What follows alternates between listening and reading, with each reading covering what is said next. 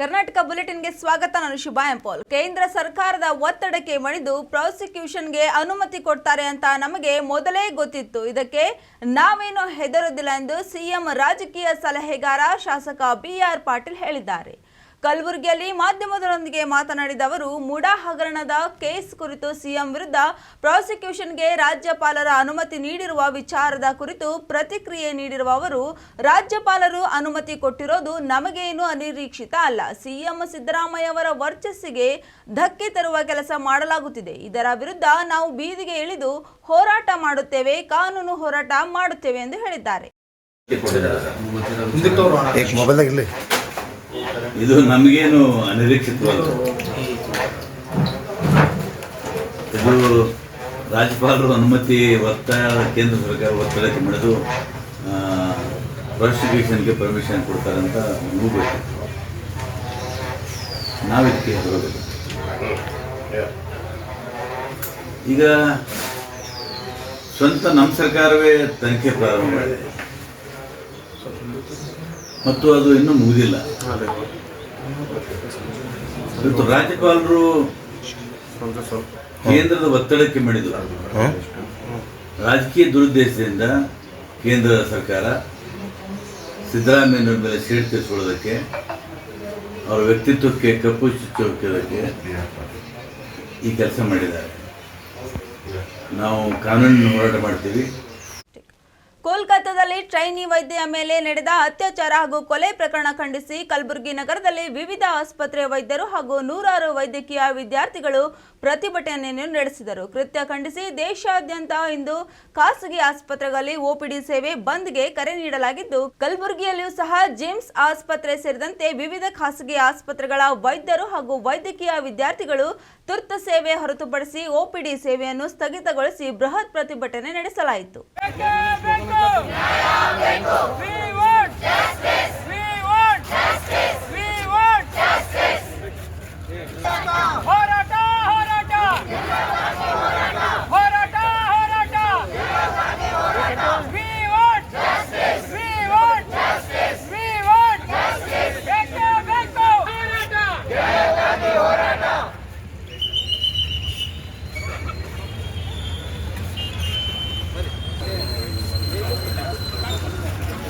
ಕೋಲ್ಕತ್ತಾದಲ್ಲಿ ಟ್ರೈನಿ ವೈದ್ಯೆಯ ಮೇಲೆ ನಡೆದ ಅತ್ಯಾಚಾರ ಹಾಗೂ ಕೊಲೆ ಪ್ರಕರಣ ಖಂಡಿಸಿ ಬೀದರ್ ನಗರದಲ್ಲಿ ವಿವಿಧ ಆಸ್ಪತ್ರೆ ವೈದ್ಯರು ಹಾಗೂ ನೂರಾರು ವೈದ್ಯಕೀಯ ವಿದ್ಯಾರ್ಥಿಗಳು ಪ್ರತಿಭಟನೆಯನ್ನು ನಡೆಸಿದರು. ಕೃತ್ಯ ಖಂಡಿಸಿ ದೇಶಾದ್ಯಂತ ಇಂದು ಖಾಸಗಿ ಆಸ್ಪತ್ರೆಗಳಲ್ಲಿ OPD ಸೇವೆ ಬಂದ್ಗೆ ಕರೆ ನೀಡಲಾಗಿದ್ದು, ಬೀದರ್ ನಗರದಲ್ಲಿಯೂ ಸಹ ಬ್ರಿಮ್ಸ್ ಆಸ್ಪತ್ರೆ ಸೇರಿದಂತೆ ವಿವಿಧ ಖಾಸಗಿ ಆಸ್ಪತ್ರೆಗಳ ವೈದ್ಯರು ಹಾಗೂ ವೈದ್ಯಕೀಯ ವಿದ್ಯಾರ್ಥಿಗಳು ತುರ್ತು ಸೇವೆ ಹೊರತುಪಡಿಸಿ OPD ಸೇವೆಯನ್ನು ಸ್ಥಗಿತಗೊಳಿಸಿ ಬೃಹತ್ ಪ್ರತಿಭಟನೆ ಮಾಡಿದರು.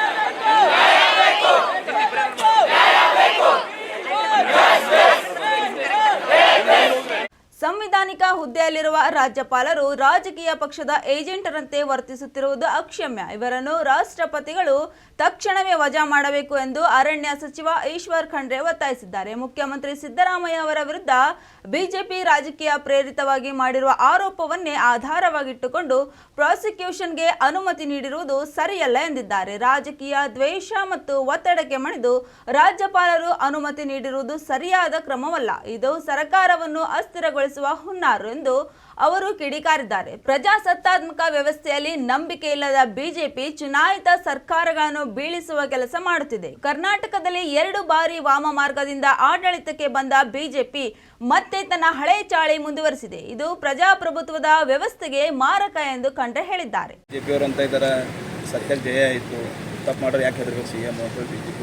ರಾಜ್ಯಪಾಲರು ಭಾರತೀಯ ಜನತಾ ಪಕ್ಷದ ಏಜೆಂಟ್ರಂತೆ ವರ್ತನೆ ಮಾಡಿ ಕೇಂದ್ರದ BJP ಸರ್ಕಾರದ ಒತ್ತಾಯಕ್ಕೆ ಮಣಿದು ಯಾವುದೇ ದಾಖಲೆಗಳಿಲ್ಲದೆ ಇವತ್ತು ಅಸಂವಿಧಾನಾತ್ಮಕವಾಗಿ ಸನ್ಮಾನ್ಯ ಮುಖ್ಯಮಂತ್ರಿಯವರ ವಿರುದ್ಧ ಷಡ್ಯಂತ್ರ ರಚಿಸಿ ಇವತ್ತಿನ ಶೋಕಾಸ್ ನೋಟಿಸ್ ಕೊಟ್ಟು ಪ್ರಾಸಿಕ್ಯೂಷನ್ಗೆ ಅನುಮತಿ ಕೊಟ್ಟಂಥದ್ದು ಇದು ಪ್ರಜಾಪ್ರಭುತ್ವಕ್ಕೆ ಮಾರಕವಾದಂಥದ್ದು, ಪ್ರಜಾಪ್ರಭುತ್ವ ವಿರೋಧಿ ನಡೆ.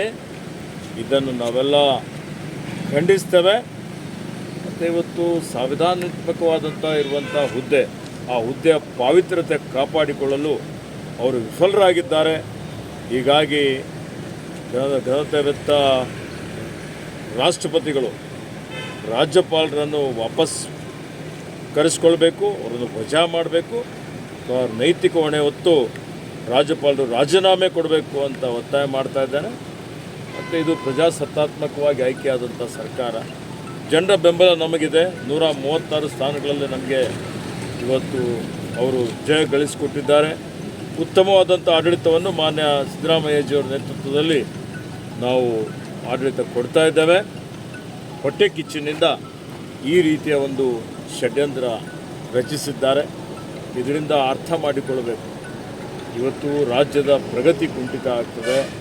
ಇವತ್ತು ಇವರೇನು ಹುನ್ನಾರ ಮಾಡ್ತಾ ಇದ್ದಾರೆ, ಇದರಿಂದ 7 ಕೋಟಿ ಜನರಿಗೆ ಇದು ಅಪಮಾನ ಮಾಡಿದ್ದಂಗೆ. ಇದನ್ನು ನಾವು ರಾಜಕೀಯವಾಗಿ ಮತ್ತು ಕಾನೂನಾತ್ಮಕವಾಗಿ ಹೋರಾಟ ಮಾಡ್ತೀವಿ ಅನ್ನುವಂಥ ಮಾತನ್ನು ಹೇಳಲಿಕ್ಕೆ ಬಯಸ್ತೇನೆ.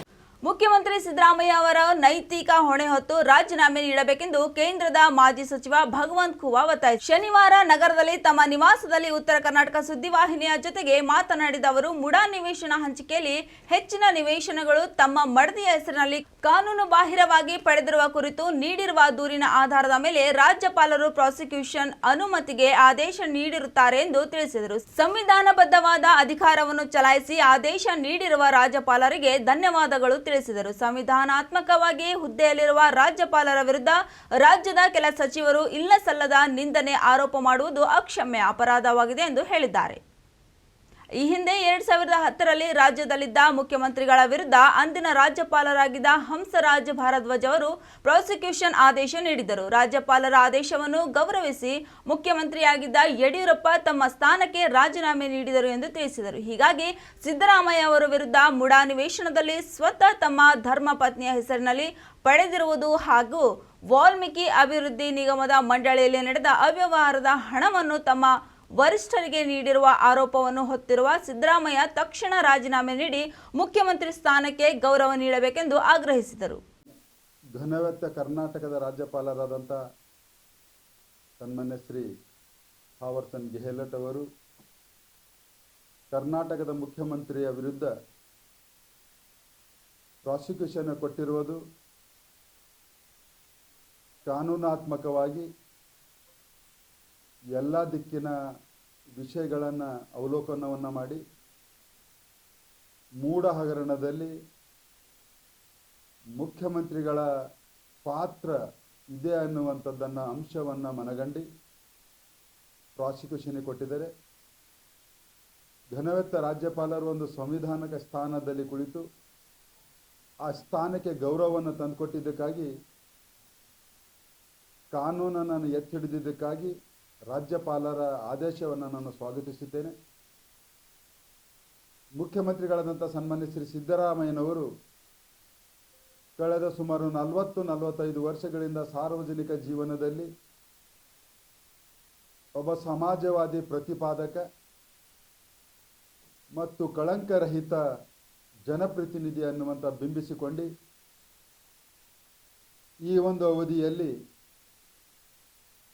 ವಾಲ್ಮೀಕಿ ಅಭಿವೃದ್ಧಿ ನಿಗಮದ ಹಗರಣ ಆಗಿರಬಹುದು, ನೇರವಾಗಿ ಹಣವನ್ನು ಎತ್ತಿಕೊಂಡು ತಮ್ಮ ವರಿಷ್ಠರಿಗೆ ತಲುಪಿಸಿದ್ದಾಗಿರ್ಬೋದು, ಮತ್ತು ಮೂಢ ಹಗರಣದಲ್ಲಿ ನಿವೇಶನಗಳ ಹಂಚಿಕೆ ಸ್ವತಃ ತಮ್ಮ ಧರ್ಮ ಪತ್ನಿಯವರ ಹೆಸರಿನಲ್ಲಿ ಮಾಡಿಕೊಂಡಿರೋದಾಗಲಿ.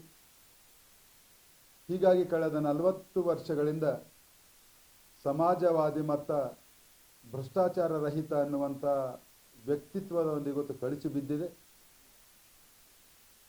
ಈ ಪ್ರಾಸಿಕ್ಯೂಷನಿಗೆ ಗೌರವವನ್ನು ತೋರಿ ಮಾನ್ಯ ಮುಖ್ಯಮಂತ್ರಿಗಳು ನೈತಿಕ ಹೊಣೆ ಹೊತ್ತಿ ರಾಜೀನಾಮೆಯನ್ನು ಕೊಟ್ಟು ಸರ್ಕಾರದಿಂದ ಅಧಿಕಾರದಿಂದ ಕೆಳಗಿಳಿಬೇಕು ಅನ್ನುವಂಥದ್ದನ್ನು ನಾನು ಹೇಳಕ್ಕೆ ಇಷ್ಟಪಡ್ತೀನಿ, ಒತ್ತಾಯವನ್ನು ಮಾಡ್ತೀನಿ.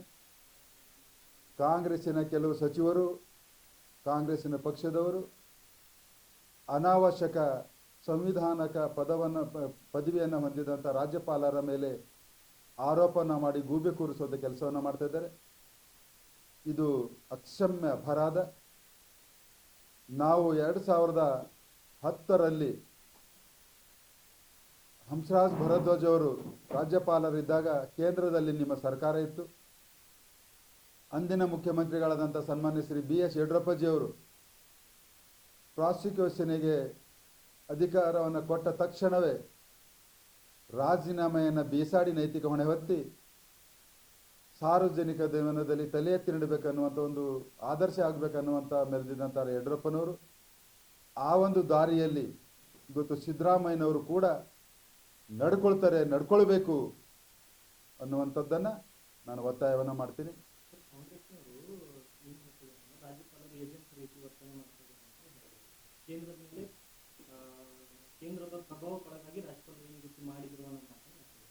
ಕಾಂಗ್ರೆಸ್ಸಿನವರು ಕಳೆದ 75 ವರ್ಷಗಳಲ್ಲಿ ಸುಮಾರು 56 ವರ್ಷಗಳ ಕೇಂದ್ರದಲ್ಲಿ ಆಡಳಿತ ನಡೆಸಿದಂಥ ಸಂದರ್ಭದಲ್ಲಿ 356ನೇ ಸಂವಿಧಾನದ ಪರಿಚ್ಛೇದವನ್ನು ಬಳಕೆಯನ್ನು ಮಾಡಿಕೊಂಡು ಸುಮಾರು 60-70ಕ್ಕೂ ಹೆಚ್ಚು ರಾಜ್ಯ ಸರ್ಕಾರಗಳನ್ನು ವಜಾಗೊಳಿಸಿದಂಥದ್ದನ್ನು ಈ ದೇಶ ಯಾರು ಮರೆಯುವಂಥದ್ದಲ್ಲ.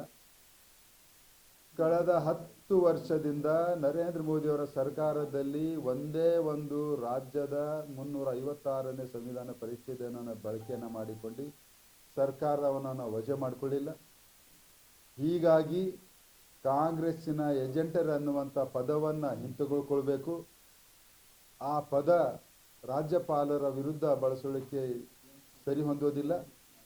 ಹೀಗಾಗಿ ನಿಮ್ಮ ಇಂತಹ ಒಂದು ಕೆಟ್ಟ ಬುದ್ಧಿ ಮತ್ತು ಭ್ರಷ್ಟಾಚಾರ ಮುಕ್ತವಾದಂಥ ನಿಮ್ಮ ಮುಖವಾಡವನ್ನು ಕಳಚಿ ಬಿದ್ದಿದೆ. ಹೀಗಾಗಿ ನಿಮ್ಮ ಈ ಶಬ್ದಗಳನ್ನು ಬಳಸಬೇಡಿ. ಜಯದೇವ ಆಸ್ಪತ್ರೆ ವೈದ್ಯಕೀಯ ಸಿಬ್ಬಂದಿ ರಸ್ತೆಗಿಳಿದು ಪ್ರತಿಭಟನೆ ನಡೆಸಿದ್ದಾರೆ. 106 ವೈದ್ಯರು ವೈದ್ಯಕೀಯ ಸಿಬ್ಬಂದಿಯಿಂದ ಪ್ರತಿಭಟನೆ ನಡೆಸಿ ಆರೋಪಿಗಳನ್ನು ಗಲ್ಲಿಗೇರಿಸಬೇಕು ಎಂದು ಆಗ್ರಹ ಮಾಡಿದ್ದಾರೆ.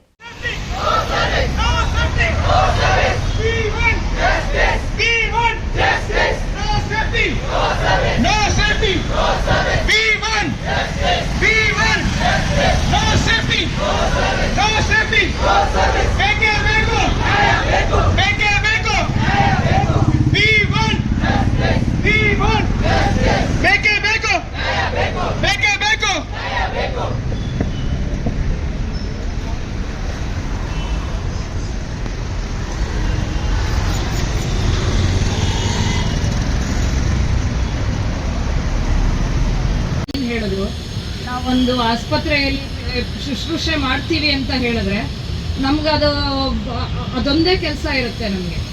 ಮತ್ತೆ ಯಾವ ಒಂದು ಹಿಂದಿನ ಇದಿಲ್ದೇನೆ ನಾವು ಎಲ್ಲ ಪೇಷಂಟ್ನು ಒಂದೇ ಥರವಾಗಿ ನೋಡ್ತೀವಿ. ಆದರೆ ಆ ಥರ ಕೆಲಸ ಮಾಡಲಿಕ್ಕೆ ನಮಗೆ ಒಂದು ಒಳ್ಳೆ ಸೆಕ್ಯೂರ್ ಎನ್ವಿರಾನ್ಮೆಂಟ್ ಬೇಕಾಗುತ್ತೆ. ಸೇಫ್ಟಿನೇ ಇಲ್ಲ ವರ್ಕ್ ಮಾಡೋರಿಗೆ ಅಂತ ಹೇಳಿದ್ರೆ ಯಾವ ಥರ ನಾವು ಕೆಲಸ ಮಾಡ್ಲಿಕ್ಕೆ ಸಾಧ್ಯ ಅದನ್ನು ಯೋಚನೆ ಮಾಡಬೇಕಾಗತ್ತೆ ಪಬ್ಲಿಕ್. ಮತ್ತೆ ಎಲ್ಲ ಕಾಯಿಲೆಗಳಿಗೆ ಡಾಕ್ಟ್ರು ಏನು ದೇವರಾಗಕ್ಕಾಗಲ್ಲ. ನಾವು ಚಿಕಿತ್ಸೆ ಕೊಡಬಹುದೋ ಹೊರತು ಅದನ್ನ ಮನಸ್ಪೂರ್ವಕವಾಗಿ ಎಲ್ಲರೂ ನಾವು ಮಾಡ್ತೀವಿ. ಸಿಬ್ಬಂದಿ ವರ್ಗ ಏನಿದ್ದಾರೆ ನಾವು ಮಾಡ್ತೀವಿ. ಆದರೆ ಪೇಷಂಟಿಗೆ ಹೆಚ್ಚು ಕಡಿಮೆ ಆದಾಗ ನೀವು ಪಬ್ಲಿಕ್ ಯಾವ ಥರ ರಿಯಾಕ್ಟ್ ಮಾಡ್ತೀರಾ ಅದನ್ನು ನೀವು ಯೋಚನೆ ಮಾಡಬೇಕಾಗುತ್ತೆ. ಡಾಕ್ಟ್ರುಗಳಿಗೆ ಹೊಡೆಯೋದು, ನರ್ಸಸ್ಸಿಗೆ ಹೊಡೆಯೋದು, ಇದು ಸೇಫ್ಟಿ ಇಶ್ಯೂನು ನೀವು ಯೋಚನೆ ಮಾಡಬೇಕು. ಡಾಕ್ಟ್ರು ದೇವರಲ್ಲ, ಡಾಕ್ಟ್ರುಗಳು ಶುಶ್ರೂಷಕರು ಎಲ್ಲ ಮಾಡ್ತಾರೆ ಪೇಷಂಟ್ ಸೇವೆನ. ಆದರೆ ಹೆಚ್ಚು ಕಡಿಮೆ ಆದಾಗ ಅದು ಆ ಕಾಯಿಲೆಯ ಗುಣದಿಂದ ಆ ಥರ ಆಗುತ್ತೆ. ಸೊ ಇಲ್ಲಿ ಸೇಫ್ ಆಗಿ ಕೆಲಸ ಮಾಡೋ ವಾತಾವರಣ ಒಂದು ಕ್ರಿಯೇಟ್ ಆಗಬೇಕು. ಸೊ ಈಗ ಕಲ್ಕಟ್ಟಾದಲ್ಲಿ ಏನಾಗಿದೆ, ಅದು ಸರ್ ಹೇಳಿದ ಹಾಗೆ ಅದು ತುಂಬ ಸರ್ವೀಸಲ್ಲಿರೋ ಡ್ಯೂಟಿಯಲ್ಲಿರೋ ಡಾಕ್ಟರ್ ಮೇಲೆ ಆ ಥರ ಅಮಾನುಷವಾದ ಕೃತ್ಯ ನಡೆದಿದೆ. ನಂತರದ್ದು ಇನ್ನೂ ಅಮಾನುಷವಾಗಿದೆ. ಅವ್ರ ತಂದೆ ತಾಯಿ, ಅವರ ಫ್ಯಾಮಿಲಿಯವ್ರಿಗೆ ಏನಾಗ್ತಿರಬಹುದು. ಕೊನೆ ಪಕ್ಷ ಈ ಥರದ್ದಾಗಿದೆ ಅಂತ ಅದಕ್ಕೆ ಸರಿಯಾದ ಒಂದು ತನಿಖೆನೂ ಆಗ್ತಾ ಇಲ್ಲ. ಯಾವ ಕಾರಣದಿಂದ ಆಗಿದೆ ಏನು ಅದನ್ನು ಗುರುತಿಸಕ್ಕೂ ಒಂದು ಪ್ರಯತ್ನ ಇಲ್ಲ ಗೌರ್ಮೆಂಟಿಂದ. ಈ ಥರ ಒಂದು ವಾತಾವರಣದಲ್ಲಿ ಡಾಕ್ಟರ್ಗಳಾಗಲಿ ಶುಶ್ರೂಷಕರಾಗಲಿ ಕೆಲಸ ಮಾಡೋದು ತುಂಬ ಕಷ್ಟ ಆಗುತ್ತೆ. ಎಲ್ರಿಗೂ ಭಯ ಬಂದ್ಬಿಟ್ಟಿದೆ, ಯಾರನ್ನ ನಂಬಬೇಕು, ಯಾರಿಗೋಸ್ಕರ ನಾವು ಕೆಲಸ ಮಾಡ್ತಿದ್ದೀವಿ, ಅಲ್ಲೇ ನಮ್ಗೆ ಸೇಫ್ಟಿ ಇಲ್ಲ ಅಂದರೆ ಏನು ಅರ್ಥ ಆಗೋದು? ಸೊ ಇದನ್ನು ಎಲ್ಲರೂ ಅರ್ಥ ಮಾಡ್ಕೋಬೇಕು. ನಮಗೆ ಕೆಲಸ ಮಾಡ್ತೀವಿ ಅಂತ ಹೇಳಿದ್ರೆ ನಮಗೆ ಅದು ಒಂದು ವಾತಾವರಣ, ಸರಿಯಾದ ವಾತಾವರಣ ಇರಬೇಕು. ಸೇಫ್ ವಾತಾವರಣ ಇಲ್ಲ ಅಂತಂದರೆ ನಮ್ಮ ಕೆಲಸವನ್ನು ನಾವು ಸಮರ್ಪಕವಾಗಿ ಮಾಡಲಿಕ್ಕೆ ಸಾಧ್ಯ ಇಲ್ಲ. ಅದನ್ನು ಪಬ್ಲಿಕ್ ಎಲ್ಲಾನು ಅರ್ಥ ಮಾಡ್ಕೋಬೇಕು. ಇದು ಪಬ್ಲಿಕ್ ಅವೇರ್ನೆಸ್ಗೋಸ್ಕರನೇ ನಾವು ಮಾಡ್ತಾ ಇರೋದು. ಅರ್ಥ ಮಾಡ್ಕೋಬೇಕು. ನೀವು ಡಾಕ್ಟರ್ಸ್ಗಳಿಗೆ ಹೊಡಿತೀವಿ, ಬಡಿತೀವಿ, ಜಗಳ ಮಾಡ್ತೀವಿ ಅನ್ನೋ ಒಂದು ವಾತಾವರಣ ಕ್ರಿಯೇಟ್ ಮಾಡಿದ್ರೆ ಅದರಿಂದ ತೊಂದರೆ ಆಗೋದು ನಿಮ್ಮ ಪೇಷಂಟ್ಸ್ಗೂ ಹೊರತು ಡಾಕ್ಟರ್ ಸಿಗಲ್ಲ. ಡಾಕ್ಟರ್ಸ್ಗೂ ಭಯ ಬರುತ್ತೆ. ಈ ಥರ ಮಾಡಿದ್ರೆ ಈ ಥರ ನಾವು ಕೆಲಸ ಮಾಡೋಕ್ಕಾಗಲ್ಲ, ನಿಮ್ಮ ಪೇಷಂಟ್ನೇ ವಾಪಸ್ ಕಳಿಸ್ಬೇಕಾಗತ್ತೆ, ಬೇರೆ ಕಡೆ ಹೋಗಿ ನಮ್ಗಾಗಲ್ಲ ಅಂತ ಹೇಳುವಂಥ ಸಂದರ್ಭ ಕ್ರಿಯೇಟ್ ಆಗುತ್ತೆ. ಹೊಡೆಯೋದು ಬಡಿಯೋದು ಎಲ್ಲ ಮಾಡಿದ್ರೆ ನೀವು ಅದರಿಂದ ಏನು ಉಪಯೋಗ ಆಗೋದಿಲ್ಲ. ನಿಮ್ಮ ಪೇಷಂಟ್ಗೆ ತೊಂದರೆ ಆಗುತ್ತೋ ಹೊರತು ಅದು ನಮಗೆ ತೊಂದರೆ ಆಗೋದಲ್ಲ. ಜೊತೆಗೆ ಈ ವೈದ್ಯಕೀಯ ಕ್ಷೇತ್ರಕ್ಕೆ ಬರೋ ಅಂಥ ಜನಗಳು ಕ್ಷೀಣಿಸ್ತಾ ಇದ್ದಾರೆ. ಯಾಕಂದ್ರೆ ಈ ಒಂದು ವಾತಾವರಣದಲ್ಲಿ ನಾವು ಕೆಲಸ ಮಾಡೋಕ್ಕಾಗಲ್ಲ. ಅಪ್ಪ ಅಮ್ಮನೂ ಹೆದರ್ತಾರೆ ಡಾಕ್ಟರ್ಸ್ನ ಮಾಡಕ್ಕೆ ಮಕ್ಕಳನ್ನ ಇವತ್ತಿನ ದಿನ. ಜೊತೆಗೆ ಇಲ್ಲಿ ಕೆಲಸ ಮಾಡೋ ವಾತಾವರಣದಲ್ಲಿ, ಈ ಭಯದ ವಾತಾವರಣದಲ್ಲಿ ಡಾಕ್ಟರ್ಸ್ಗೆ ಅಥವಾ ಆಸ್ಪತ್ರೆ ಯಾವುದೇ ಸಿಬ್ಬಂದಿ ವರ್ಗ ಇರಬಹುದು, ಅವ್ರ ಕೆಲಸ ಮಾಡಲಿಕ್ಕೆ ಕಷ್ಟ ಆಗುತ್ತೆ. ಇದನ್ನ ನೀವು ಅರ್ಥ ಮಾಡ್ಕೋಬೇಕು. ಇವಾಗ ಏನಾಗಿದೆ ಕಲ್ಕಟ್ಟಾದಲ್ಲಿ, ನಮ್ಮ ಒಂದು ಇದಿರೋದು ಆಗಿರೋ ಒಂದು ಇದಕ್ಕೆ ಒಂದು ನಿಜಾಂಶ ಏನು ಅಂತ ಗೊತ್ತಾಗಬೇಕು. ಅದಕ್ಕೆ ತಕ್ಕ ಒಂದು ನಮಗೆ ನ್ಯಾಯ ಸಿಗಬೇಕು ಅನ್ನೋದನ್ನ ನಾವು ಬಯಸ್ತೀವಿ. ಜೊತೆಗೆ ನಾವು ಯಾವ ಒಂದು ವಾತಾವರಣದಲ್ಲ ಕೆಲಸ ಮಾಡ್ತೀವಿ, ನಮ್ಮ ಅಡ್ಮಿನಿಸ್ಟ್ರೇಷನ್ ಅವರು ನಮಗೆ ಒಂದು ಸೂಕ್ತವಾದ ವಾತಾವರಣನ ನಮಗೆ ಕ್ರಿಯೇಟ್ ಮಾಡಬೇಕು. ನಾವು ಸೇಫ್ ಫೀಲ್ ಆಗೋ ಥರ ನಮಗೆ ಮಾಡಬೇಕು, ನ್ಯಾಯ ಒದಗಿಸ್ಕೊಡ್ಬೇಕು ಅನ್ನೋದಷ್ಟೇ ನಮ್ಮ ಇದ್ರದ್ದು ಆಶಯ. ತುಂಗಭದ್ರಾ ಜಲಾಶಯದ 19ನೇ ಕ್ರಸ್ಟ್ ಗೇಟ್ ಅಳವಡಿಕೆ ಹಿನ್ನೆಲೆಯಲ್ಲಿ ಇಂದು ಸಚಿವ ಜಮೀರ್ ಅಹ್ಮದ್ ಖಾನ್ ಕಾಮಗಾರಿ ವೀಕ್ಷಣೆ ಮಾಡಿದರು. ಬೆಳಗ್ಗೆ ತುಂಗಭದ್ರಾ ಅಣೆಕಟ್ಟು ಬಳಿ ಸ್ಟಾಪ್ ಗೇಟ್ ಕಾಮಗಾರಿ ಪರಿಶೀಲನೆ ಮಾಡಿದ್ದು, ಕಂಪ್ಲಿ ಶಾಸಕ ಗಣೇಶ್, ವಿಜಯನಗರ ಜಿಲ್ಲಾಧಿಕಾರಿ ದಿವಾಕರ್ ಸಾಥ್ ನೀಡಿದರು. ನಿರಂತರ ಸುದ್ದಿಗಾಗಿ ನೋಡ್ತಾ ಇರಿ ಉತ್ತರ ಕರ್ನಾಟಕ ಸುದ್ದಿವಾಹಿನಿ.